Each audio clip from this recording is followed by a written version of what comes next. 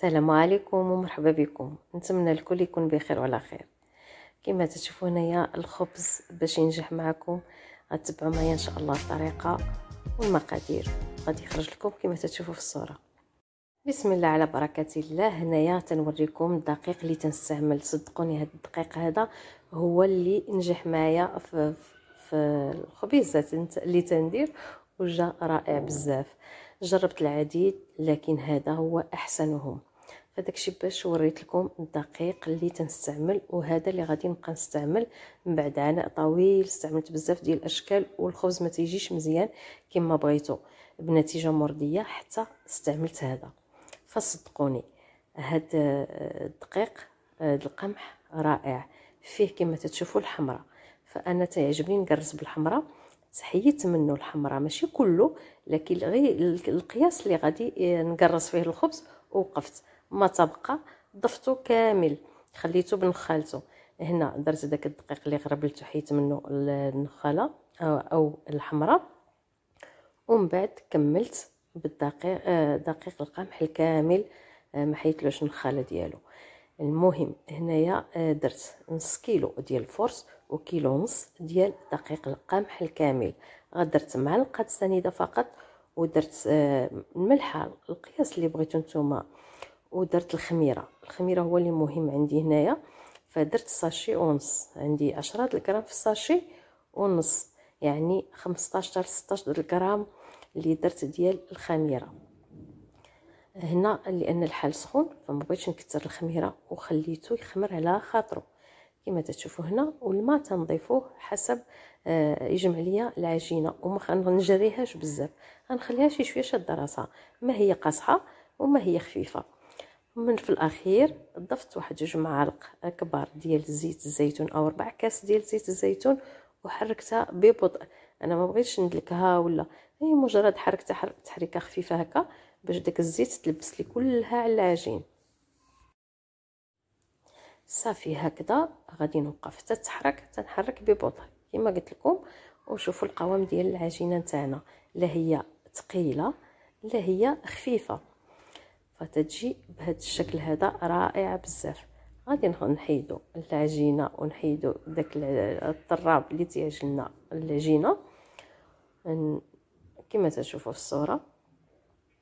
وتعمدت نخلي هذا المقطع هذا باش تشوفوا القوام د العجين كيفاش داير. بعد ما دهنتها بالزويته ما بقاش تلصق ليا في اليد، وجات رائعه بزاف. الزيت راه مازال في الجوانب، وكان هذاك هو الهدف ديالي. غادي نغطيها بالبلاستيك، واخا عندي الغطايه درت لها البلاستيكه لان بعض المرات تنغفل عليها غير شي شويه تطلع ليا بزاف وتتفيض وتتلصق لي في العجانه. فهنا من بعد ما خمرات كما تشوفوا هنا خمرات وطلعت مزيان. وشوفوا العجينه كيفاش دايره والقوام ديالها. ما غاديش ندير القصعه ونبقى نقراص غادي نختصر عليكم الخدمه مباشره. من البول ديال العجانه غادي نهز العجينه اللي بغيت، نفرش المنديل ديالي اللي خصني نحط عليه ونقرص عليه. وتتشوفوني درت ديك الزلافه اللي غادي درت فيها الحمراء اللي غنقرص بها، ومباشره تنهز القرصات ديالي القياس اللي بغيت. تعجبني انا الشكل صغير فبلا ما نعبرهم، غير المهم تدير الحجم اللي بغيتي وتتمشي عليه. فهذا هو الشكل ديالهم. تندهن يدي بالماء باش ما تلتصقليش العجين، وفي نفس الوقت باش الحمراء تلصق ليا العجينه مزيان. من بعد ما ندهن يدي بالماء تنكور الكره ديالتي، وكوروها بالشكل اللي نتوما متعودين، لكن يدينا تندهنوهم دائما بالماء. وهكا العجينه تجي شي شويه سارده من برا باش فاش نحطها على النخاله تتلتصق مزيان وتتشد مزيان. وهذا هو الشكل اللي تيجي فيها. وملاحظه هنا دائما فاش نبغي نقرص عفوا ما تنديرش الخبزات كاملين حتى نساليهم كلهم، لان عندي الكميه كبيره راه تقريبا 2 كيلو زياده اللي عندي ديال الدقيق. فتندير 4 القرصات ونقرصهم ونكمل، فهمتي يعني. اللي بغيت نقول ما نخليش كلشي حتى نسالي التقراص عاد نضربهم هكا تيتشقوا، فغير نخدم 3 4 على ما تيطلقوا شي شويه وتيرتاحوا تنضربهم، تنقرصهم عفوا، وهكذا حتى نكمل. شوفوا هنا تندهن الماء وتنجمعها هكا ما تتلصق ليش العجينه في اليد، وفي نفس الوقت تجمع لي بكل سهوله. والعجينه بغيتها تكون ليا سارده شي شويه من برا باش نديرها في النخاله تقبط ليا مزيان. تنأكد على هذه النقطه، نفزقوا يدينا بالماء، منها نسهلوا على راسنا العمل، ومنها النخاله او الحمراء تلتصق. فهكذا غادي نستمر حتى نكمل الكميه اللي عندي. نكور، نحط في النخاله، نحط فوق المنديل، تنخدم واحد 3 4 على ما يرتاحوا شي شويه يطلقوا، تنقرصهم، تنكون خدمت 3 اخرين تيرتاحوا، وهكذا حتى تنسالي. ناكد على هذه النقطه، ما تقرصوش كلشي وتحطوا كلشي عاد تقرصوهم، راه تلقاوهم اختمروا وتشقوا، وحنا ما بغيناش نوصلوا لديك المرحله اللي فاش يتشقوا تيبقاو تيبان داك الشقات ملي تيطيب الخبز وما تيبقاش الشكل ديالو زوين. فمن الاحسن نخدموا 3 4 نخليوهم يرتاحوا شي شويه، نقرصوهم، وهكذا حتى نساليو العجينه ديالنا كامل كما تشوفوا هنا في الصوره.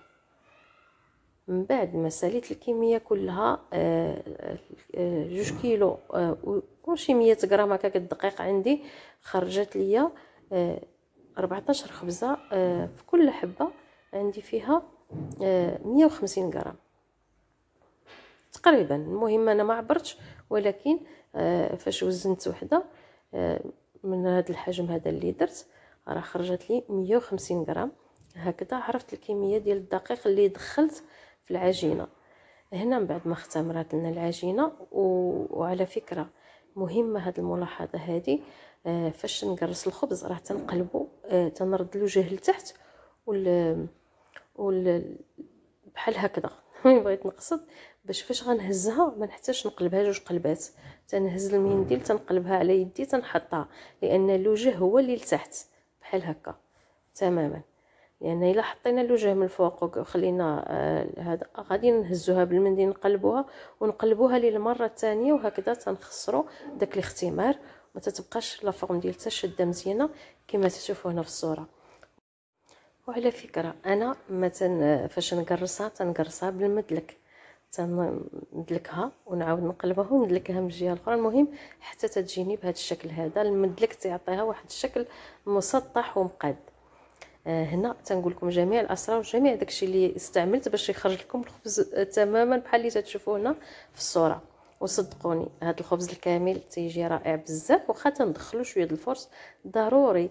المهم حسب الاختيار، بغيتوا ديروا غير القمح بوحدو ديروه، بغيتوا تدخلوا شويه د الفرص، داك شويه ديال الفرص تخلي العجينه ديالنا والخبيزات ديالنا ينتفخوا مزيان ويجيو بهذا الشكل هذا. المهم اللي عليا قلت لكم جميع الاسرار وجميع التفاصيل اللي درت باش خرج لي الخبز بهذه الطريقه هذه. صراحه حماقوا عليه وليداتي، جا رائع بزاف. وقال لك ماما تبقى ديري لنا هاد الخبيزات بحال هذا الشكل هذا وبدقيق القمح الكامل، لان تيجي بنين تيجي حلو. صراحه رائع بزاف، حتى الشكل ديالو والمذاق والقيمه الغذائيه ديال هاد الخبيزات هادو اللي تتعجنيو. تتمشي تشري خبزات تشوفيها بان دقيق القمح، وهي راه هي الفرصه من برا تيديروا لك شويه النخاله ويديروا لك لداخل شويه النقاله، وهو تيقول لك هذا هو الخبز الكامل. الخبز الكامل هو اللي تعجني على يدك وتعرفي شنو حطيتي فيه، وشوفوا كيفاش يجي من الداخل، تيجي مفشفش، تيجي رطب قطني، تيجي رائع بزاف. شوفوا الشكل ديالو كيفاش جاي من الداخل، رائع رائع بزاف. سمحوا لي الا كنت نهضر معكم بهذه الطريقه، راه شي شويه عيانه داكشي باش الصوت ديالي هكا. المهم ما علينا، اضطريت باش نكمل معكم هذا الفيديو، نحط لكم هذا الفيديو هذا ديال الخبز هكذا باش تعجنوا حتى نتوما، ونقول لكم بالصحه والراحه. تيجي مع في الفطور، تيجي في المهم تاكليه بجميع الاشكال كما كليتيه، راه بنين في الفطور هكا مع زبده وكونفيتير مع زويته مع صراحه رائع بزاف. ومع السلامه، فيديو اخر ان شاء الله. دمتم سالمين في حفظ الله.